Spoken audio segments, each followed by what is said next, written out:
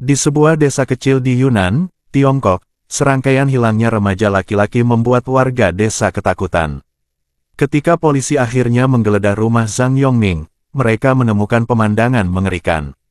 Sisa-sisa tubuh manusia yang dimutilasi dan daging yang diawetkan dalam toples. Zhang, seorang petani yang tampak biasa, ternyata menyembunyikan rahasia gelap yang mengubahnya menjadi salah satu pembunuh paling mengerikan dalam sejarah Tiongkok. Sebelum kita lanjut, perkenalkan nama saya Harry. Jangan lupa subscribe karena saya akan bagikan video berdasarkan kisah nyata. Dan juga nyalain notifikasinya agar tidak ketinggalan video-video misteri lainnya. Kalau udah langsung aja kita mulai. Kisah nyata yang mengerikan untuk episode kali ini.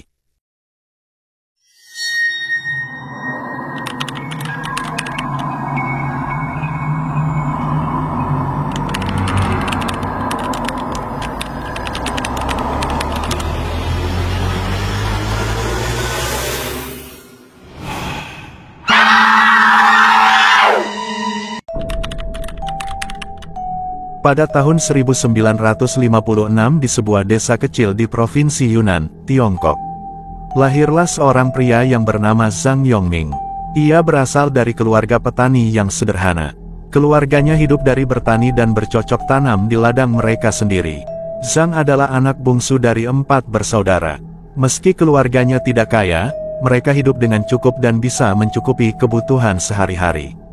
Zhang tumbuh dalam lingkungan yang keras dan penuh tantangan. Ayahnya dikenal sebagai sosok yang sangat tegas dan seringkali keras dalam mendidik anak-anaknya. Ibunya, sebaliknya, adalah wanita yang lembut dan penuh perhatian. Meski begitu, Zhang seringkali merasa terisolasi dan tidak mendapatkan perhatian yang cukup dari keluarganya. Ia lebih suka menyendiri dan jarang bergaul dengan teman sebaya. Pendidikan dan kehidupan awal, Zhang Yongming tidak menonjol dalam hal akademis. Ia hanya menyelesaikan pendidikan dasar dan tidak melanjutkan ke jenjang yang lebih tinggi. Setelah keluar dari sekolah, Zhang membantu keluarganya di ladang. Kehidupannya berjalan monoton, dan ia tampak menerima nasibnya sebagai petani biasa di desa yang terpencil. Singkat cerita, pada tahun 1979, Zhang Yongming pertama kali berurusan dengan pihak hukum. Ia ditangkap karena melakukan pembunuhan pertama kalinya dan diadili atas pembunuhan seorang remaja pria. Zhang Yongming sempat dijatuhi hukuman mati, namun tetapi hukumannya kemudian diubah menjadi 20 tahun penjara.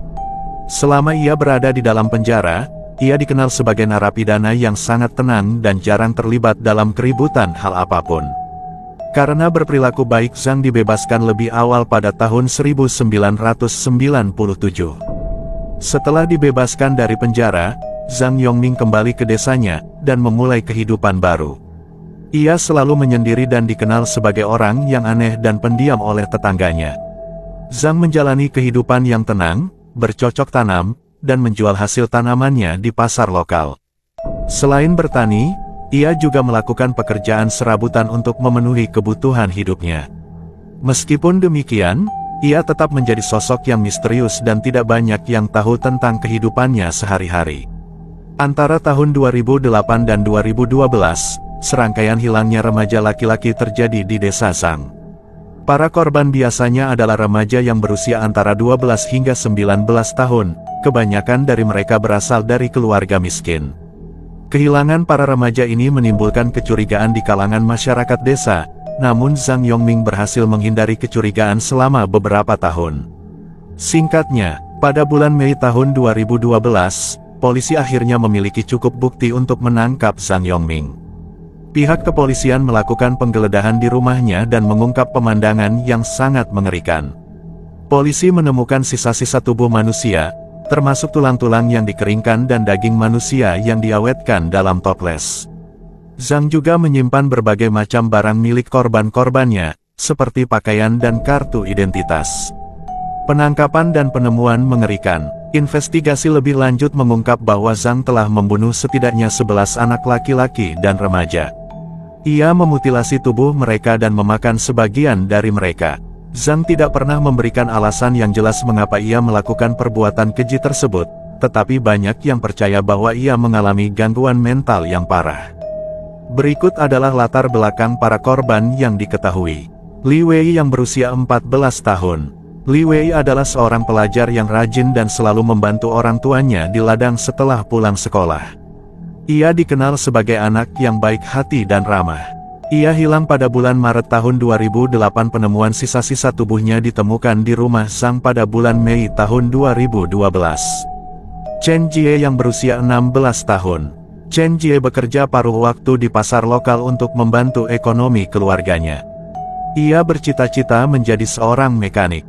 Ia hilang pada bulan Juli tahun 2009. Penemuan sisa-sisa tubuhnya ditemukan di rumah Zhang pada bulan Mei tahun 2012. Huang Min yang berusia 18 tahun. Huang Min adalah seorang remaja yang suka berpetualang dan memiliki mimpi untuk menjelajahi Tiongkok. Ia seringkali menghabiskan waktunya membantu tetangga untuk mendapatkan sedikit uang saku. Ia hilang pada bulan Oktober tahun 2010. Penemuan sisa-sisa tubuhnya ditemukan di rumah Zhang pada bulan Mei tahun 2012. Wang Lei usia 15 tahun. Wang Lei adalah seorang pelajar yang berbakat dalam olahraga, terutama sepak bola. Ia memiliki banyak teman dan dikenal sebagai anak yang ceria. Ia hilang pada bulan Februari tahun 2011. Penemuan sisa-sisa tubuhnya ditemukan di rumah Zhang pada bulan Mei tahun 2012. Zhao Yong yang berusia 17 tahun. Zhao Yong adalah seorang remaja yang suka membaca dan memiliki cita-cita untuk menjadi penulis. Ia seringkali menghabiskan waktunya di perpustakaan desa. Ia hilang pada bulan Agustus tahun 2011. Penemuan sisa-sisa tubuhnya ditemukan di rumah Zhang pada bulan Mei tahun 2012. Li Ming yang berusia 13 tahun. Li Ming adalah anak bungsu dari keluarganya dan dikenal sebagai anak yang penuh semangat. Ia sering membantu ibunya di rumah dan bercita-cita menjadi seorang dokter. Ia hilang pada bulan Januari tahun 2012. Penemuan sisa-sisa tubuhnya ditemukan di rumah Zhang pada bulan Mei tahun 2012. Pengadilan dan eksekusi Zhang Yongming diadili pada akhir tahun 2012 dan dinyatakan bersalah atas pembunuhan berencana. Ia dijatuhi hukuman mati dan eksekusi dilakukan pada bulan Januari tahun 2013. Kasus Zhang Yongming menjadi salah satu kasus kriminal paling mengerikan dalam sejarah Tiongkok dan meninggalkan bekas yang mendalam bagi masyarakat. Kasus ini memicu banyak perdebatan di Tiongkok mengenai pengawasan dan rehabilitasi narapidana yang telah dibebaskan. Banyak yang mempertanyakan mengapa Zhang harus dibebaskan lebih awal dari penjara. Selain itu, kasus ini juga meningkatkan kesadaran tentang pentingnya kesehatan mental dan pengawasan yang lebih ketat terhadap individu-individu yang menunjukkan tanda-tanda gangguan jiwa. Kisah Zhang Yongming adalah salah satu contoh bagaimana seseorang yang tampak biasa di permukaan bisa menyembunyikan sisi gelap yang sangat mengerikan. Tragedi ini mengingatkan kita akan pentingnya kewaspadaan dan tindakan preventif dalam menjaga keselamatan masyarakat. Terima kasih telah menonton hingga akhir. Kisah Zhang Yongming mengingatkan kita bahwa kegelapan bisa bersembunyi di tempat yang paling tidak kita duga. Bagaimana menurut Anda? Apakah ada langkah lain yang bisa diambil oleh pihak berwenang untuk mencegah tragedi seperti ini terjadi lagi? Berikan pendapat Anda di kolom komentar di bawah. Jangan lupa untuk like, share, dan subscribe agar Anda tidak ketinggalan cerita-cerita menarik lainnya. Sampai jumpa di video berikutnya.